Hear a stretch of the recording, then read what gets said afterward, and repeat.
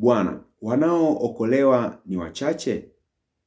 Akamwambia, jitahidini kuingia katika mlango ulio mwembamba. Bwana Yesu asifiwe. Mpendwa katika Bwana, karibu katika siku ya leo, siku nyingine nzuri tena ambayo tunakwenda kujibu swali. Baada ya kutengeneza video iliyokuwa inahusisha kwamba mbinguni kutakuwa na idadi kubwa ya watu, tulipojibu swali lile kwamba je, ni watu wangapi ambao wataingia mbinguni? Ni kabila gani ambazo zitakuwepo mbinguni?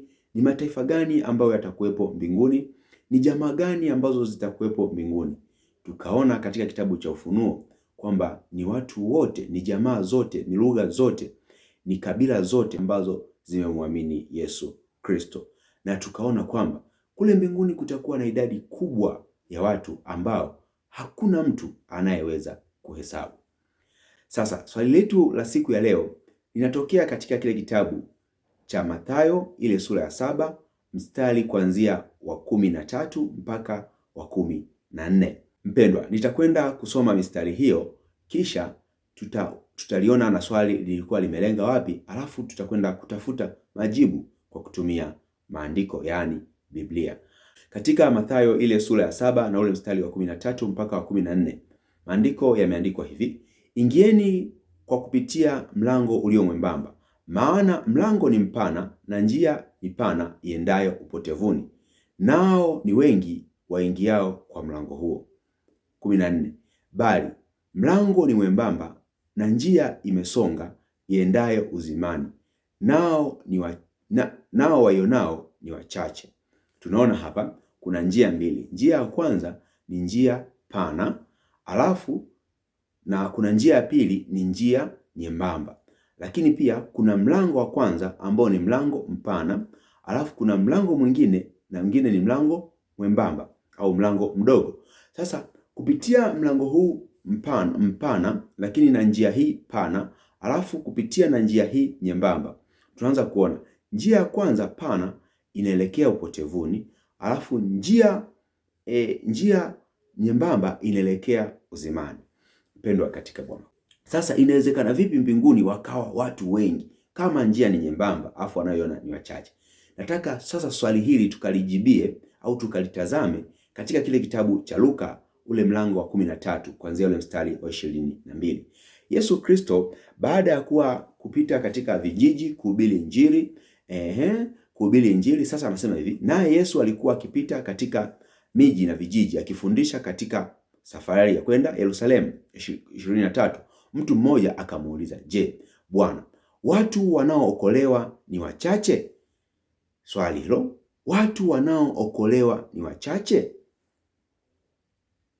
Akamwambia, jitahidini kuingia katika mlango ulio mwembamba, kwa maana nawaambia ya kwamba wengi watataka kuingia wasiweze. Tutaishia kwanza hapo, tutaendelea mpaka 30 kule chini, lakini tutasoma mstari michache tu mpaka 25 pale.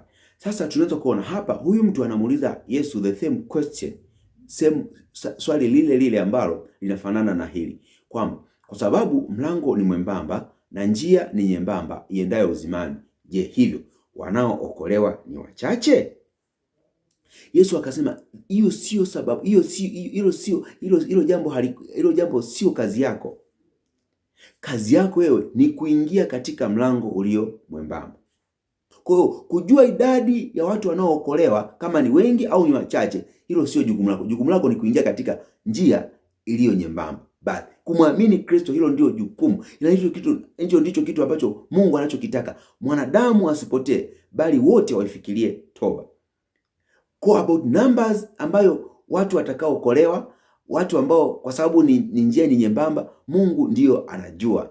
Kwa wewe kama wewe, ingia katika njia iliyo nyembamba, kwa sababu Mungu ni mwingi wa utajiri, Mungu ni mtukufu, Mungu amejaa vitu vingi. Na hii inatupeleka kwenye hoja ya pili. Hiyo ilikuwa ni hoja ya kwanza. Hoja ya pili, makao ni mengi sana ambayo Mungu amewaandalia watu. Kwa kama makao ni mengi, mpendwa katika Bwana, hivyo jua Mungu anajua watu wanaookoka ni wanamna gani. Anajua watu watakaookoka ni wanamna gani. Ni wengi. Kama ingekuwa sio wengi, Maana yake hiyo kazi ya wokovu, kazi ya Mungu kuja kutukomboa, kuonesha upendo wake, ilikuwa ni kazi bure. Lakini anajua Mungu, anajua watu wanaookoka ni wengi. Anajua watu watakaoingia katika utukufu ni wengi. Na hii tunaiongea kwa maana hii. Kwa sababu gani? Hiyo sio kazi yako kujua kwamba ni wengi au ni wachache. Kazi yako ni wewe. Wewe unaokoka.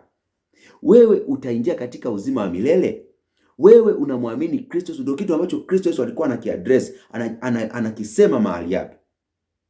Katika Yohana Mtakatifu 14, ule mstari wa kwanza na wa pili, anasema kwamba msifadhaike mioyoni mwenu. Mnamwamini Mungu, niaminini na mimi. Mnamwamini Mungu, niaminini na mimi. Hilo ndio kusudi. Anasema hivi, nyumbani mwa Baba yangu mna makao mengi. Kama sivyo, ningeliwaambia, maana naenda kuandalia mahali. Umeona hilo jambo? Anasema hivi, nyumbani mwa Baba yangu makao ni mengi. Kuna presi kubwa, utoshelevu. Mungu ni mwingi wa utajiri. Ana makao mengi, na hayo makao ameenda kutuandalia mahali. Makao ni mengi sana. Mpendwa, na ukumbuke wakati tunajifunza wakati tunaangalia kwamba mbinguni kutakuwa na idadi gani ya watu, swali lililoulizwa, na tukatumia kitabu cha Ufunuo wa Yohana ile sura ya 7 na ule mstari wa 9, kwamba akaona makutano mengi ambao hakuna mtu anaweza kuhesabu idadi yake. Watu kutoka kabila mbalimbali, jamaa mbalimbali, lugha mbalimbali na mataifa mbalimbali wamesimama mbele ya kiti cha enzi na mwanakondoo, wamevikwa mavazi meupe. Mpendwa katika Bwana, sasa kwa kuwa makao ni mengi, na kwa sababu ya swali lililoulizwa kwamba wanaookolewa ni wachache, hivyo wanaookolewa sio wachache. Anayejua idadi ya wanaookolewa ni Kristo. Kristo anachokitaka kwako ni nini mpendwa? Muamini yeye. Injitahidi kuingia katika mlango ulio mwembamba. Muamini Kristo, ukae katika utukufu na neema yake yote. Wala usianze kuangalia kwamba watu wanaookolewa. Kwa ukitaka kujua watu wanaookolewa namba yake, kwa ukiona ni wachache hivyo unarudi chini. Hapana. Ukiona ni wengi upate nawe kuingia, au makazi yatakuwa yamejaa. Hapana. Kwa hiyo hizo zote ni hoja ambazo tu zinazaliwa, na Kristo Yesu alizijibu. Ndio maana anasema nimeenda kuandalia makao, na kama isingekuwa hivyo ningewaambia kwamba hakuna makao, lakini makao yapo. Kwa hiyo kakuwa makao yapo kwa ajili yako wewe. Kama wewe mpendwa katika Bwana, muamini Kristo Yesu leo ukapate kuingia katika utukufu na neema yote ya Mungu. Na uliyemwamini Yesu Kristo umechagua fungu jema. Hilo fungu halitaondolewa. Utakaa, utatunzwa katika utukufu wote wa Mungu. Utapata mema yote na uzuri wote wa Mungu. Mpendwa katika Bwana, napenda pia kujua mtazamo wako juu ya jambo hili.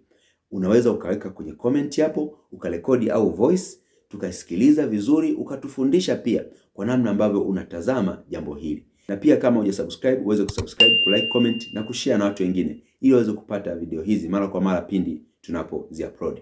Neema yake Mungu iwe pamoja nawe. Nikutakie siku njema. Shalom, shalom.